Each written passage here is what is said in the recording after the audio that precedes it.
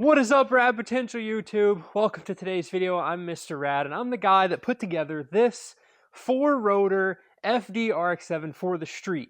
Now, a question that I've seen in the comments a bunch of times is, can you build another one, and how much did it cost to actually build this car? So we're going to go through in this video the cost of putting this car together, and trust me, this is something that me or Johnny, my buddy who owns the car, who we built it for, probably doesn't want to hear all the pricing in one video, because let's just say it's a little bit more than a regular RX-7. So starting with the car itself, this is a 1994 chased white FD RX-7. It is a preferred performance package, I believe, so it is one of the nicer optioned cars versus your more desirable R1, which is like the race car version of your car. This one's a little more, let's just say, comfortable. So on the interior, it's white on black. This is an original white car. It has been painted, and some of the interior stuff has been redone. So if you can imagine spending some money to get the leather seats recovered, some new plastic pieces for the dash. This car fortunately had a mint dash whenever Johnny had bought it.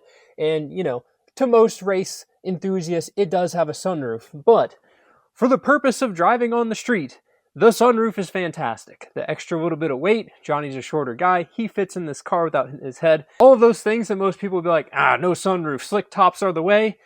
The sunroof is just fine. It's awesome to be able to pop the top and cruise and get some nice sun on your forehead. So, sunroof car, and this did have factory cruise control. It does have an upgraded radio, and I don't believe this was a factory Bose car, so they had like this crazy Bose acoustic wave thing in the back. But let's just say this car has a mint interior. The paint and body is in great shape. I believe for preferred performance package white 1994 FDs, there is 200 of these. Now, we're getting to be a little bit more Corvette owner-ish, but one of 200, 94 is pretty rare, and white is pretty rare, especially being a factory 5-speed car. The car, I believe, has approximately, let's say, 50 to 70,000 miles on it. Now, the dash does not work, so that's just me recollecting from whenever Johnny had bought this car. Now, the car, before any modifications, was probably, I would say, a 50 to 70,000 mile, very well-maintained and OEM twin turbo car. This one had documented rebuilt engine. It was a perfectly running and driving, cruise control worked, like Power FC bolt-ons twin turbo FD. So probably making like 270 wheel. It was really fun to drive as a two-rotor. That car in and of itself is probably, depending on the market, which has been coming down, but let's just say when, you know, last 2 years, at its peak, was anywhere from a $50,000 to $60,000 car to get a really nice one. Now, Johnny has since modified it aesthetically as well, so dumping more money into this car. We've got the 99 spec front bumper up here, a shine carbon fiber lip, feed, wider fenders. It's on Öhlins suspension, Inky wheels, nice, big, tall tires so that the thing's comfortable. Keep in mind, this is a street car. Street car. Comfort is more important than necessarily performance. So it's a 17 with big tires, square all the way around to absorb all the bumps. We've got the carbon fiber skirts on the sides, 99 spec taillights, the 99 spec wing with the carbon blade. You know, basically imagine every single one of those body modifications was upwards of $500 at the minimum. I think the wings sell for like $1,500.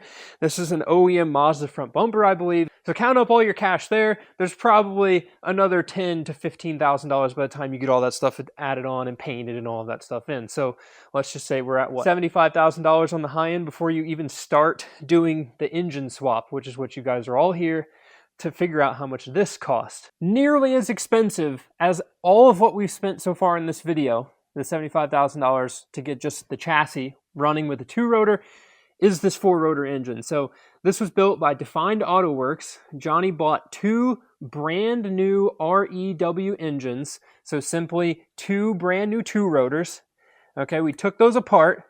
Logan at Defined Auto Works did some machine work. We got Series 5 rotors and built us an NA four-rotor. So this engine is not a peripheral ported god of the rotary engines here. This is a side port four-rotor. So our goal was to make this car streetable. If you've ever driven a fully bridge ported gnarly 12A or fully peripheral ported 13B, you know that it literally sucks to drive that car on the street, which would effectively ruin the purpose of owning this car for Johnny. So the side port, yes, it makes less horsepower, but we still get the sound.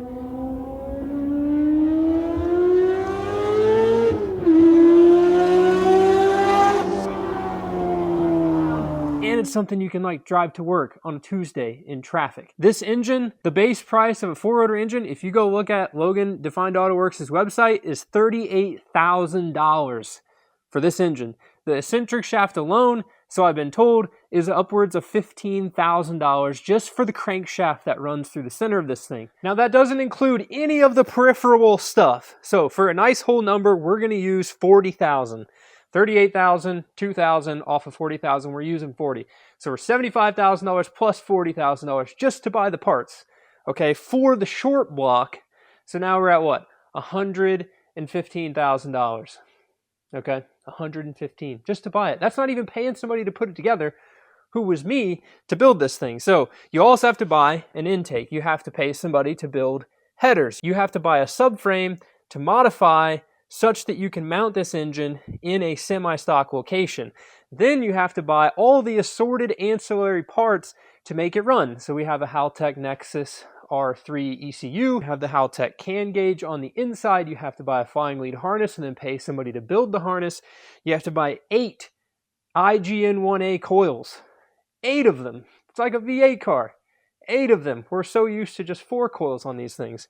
You know, remote mount oil filter, fans, radiator, battery relocation. This one still has power steering and the AC compressor is off of it right now, but we will have AC once the custom lines are made. And then you've got to paint the engine bay, because why would you not paint the engine bay to be beautiful, base clear?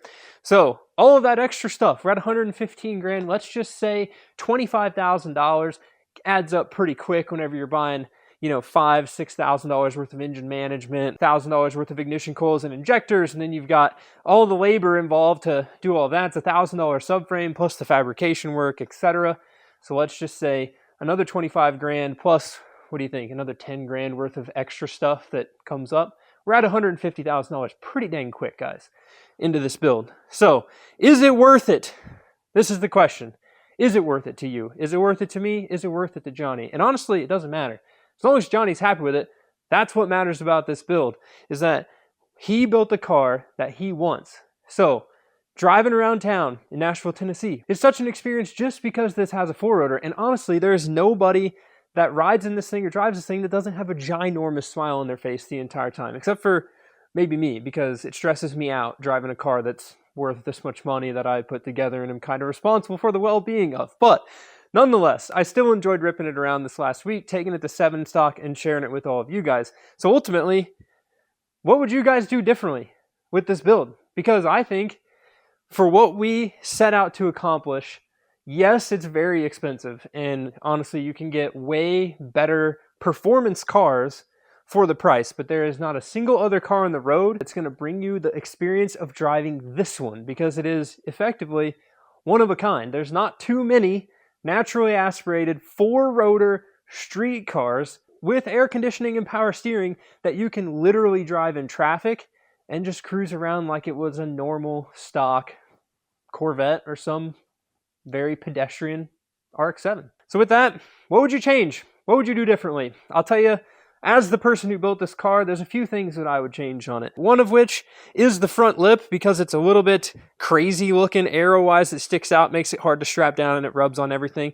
And the other thing is I would want to come in here and reconfigure a little bit of the exhaust, because it does hang just a little bit low for, let's just say, all of the street car stuff. You're going over a speed bump in a Fazoli's parking lot, and the car's a little bit low. But other than that, I think it's perfect just the way it is. A dry sump oil system would be rad, and we can spin it to 10,000 RPM. Yes, a plenum and a drive-by-wire throttle body would be super rad to clean up the engine bay. Yes, maybe moving the coils over here, maybe electric power steering. There's a little bit of some things that, you know, you can spend more money on as you want, improve or tinker down the road.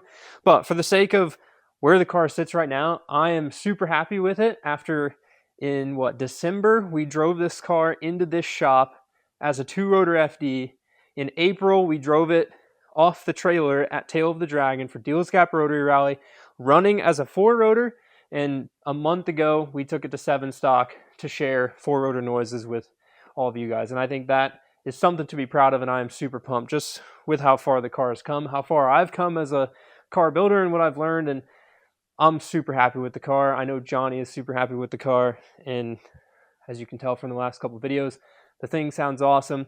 I can't wait for Johnny to keep ripping it, and we'll keep following along with this build as it keeps driving. So with that, thank you guys so much for watching the videos.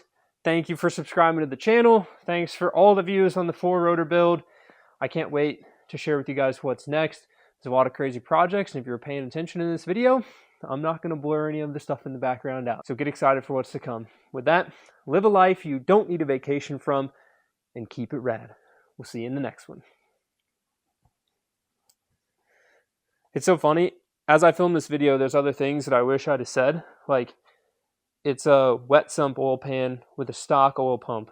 So technically, we really run out of oil pressure past like 7,500 RPM. Not a big deal, but one of the limitations of street car. Another thing is, I got these super rad hood decals. They cost 80 bucks. Literally pennies on the dollar for the whole build. But they're brand new OEM decals, and they just make it so good. But for all you performance nerds out there, literally this car right here, it's another FD. We have almost two opposite ends of the spectrum. Flashy, car showy car, makes cool noises. This one's going to be a ripper. Fully built two-rotor, big turbo. It's going to make 500 horsepower, and I can tell you that there's a quarter of the money that one's got in it into just the engine bay of this, but then the car itself isn't quite as crazy. So two different methods to make the same horsepower. So with that, keep it rad, guys. We'll see you in the next one.